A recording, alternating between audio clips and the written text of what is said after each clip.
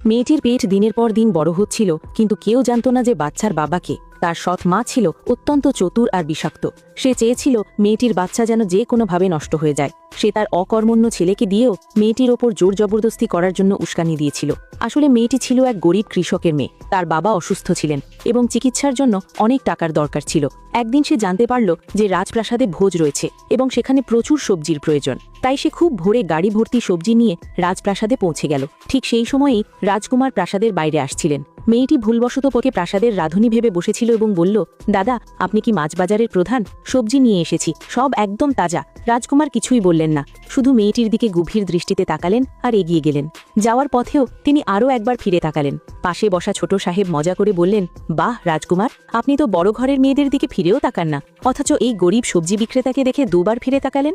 রাজকুমার মুখ বাঁকিয়ে বললেন, এমন কিছু নয়, শুধু ওকে আমার কাছে নতুন মনে হলো। এদিকে রাজপরিবারের অনেক মেয়ে রাজকুমারকে পাওয়ার চেষ্টা করছিল। রাজকুমারকে না, যে রাজকুমার নিশ্চয়ই এই পথ দিয়েই যাবেন, আমি ইচ্ছে করে ওনার সাথে ধাক্কা খাবো আর ওনার উপরেই পড়ে যাব। কিন্তু পরিকল্পনা ভেস্তে গেল। সে ভুলবশত ওই সবজি বিক্রেতা মেয়েটির সাথে ধাক্কা খেল। রাগে সে কৃষক মেয়েটিকে ধাক্কা দিল আর তার সব সবজি মাটিতে ফেলে দিল।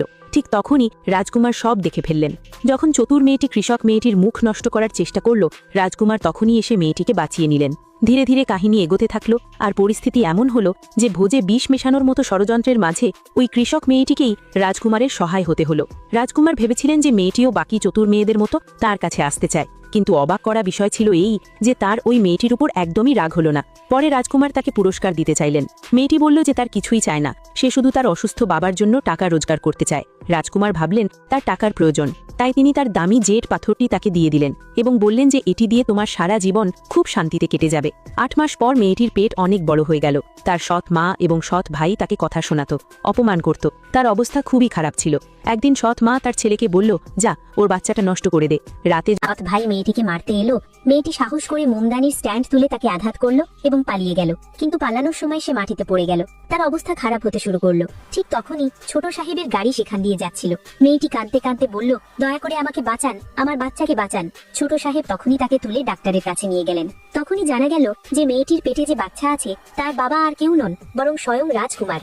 ছোট সাহেব তখনই রাজপ্রাসাদে গিয়ে রাজকুমারকে জানালেন। প্রথমে রাজকুমার বিশ্বাস করতে চাননি, কিন্তু যখন তিনি সত্য জানতে পারলেন তখন তিনি ঘোড়ায় সওয়ার হয়ে তখনই মেয়েটির কাছে ছুটে গেলেন। কিন্তু ততক্ষণে সৎ মা আর ভাই সেখানে পৌঁছে গিয়েছিল। তারা মেয়েটিকে আবার মারার আর বাচ্চা নষ্ট করার চেষ্টা করলো। মেয়েটি কাঁদতে কাঁদতে রাজকুমারের দেওয়া সেই জেড পাথরটি বের করলো এবং বলল, এটা তিনি আমাকে দিয়েছিলেন, আমাকে ছেড়ে দাও। কিন্তু লোভী সৎ ভাই সেই পাথরটি ছিনিয়ে নিল, কিন্তু মেয়েটিকে ছাড়তে অস্বীকার করলো। ঠিক তখনই হঠাৎ রাজকুমার সেখানে এসে পৌঁছালেন।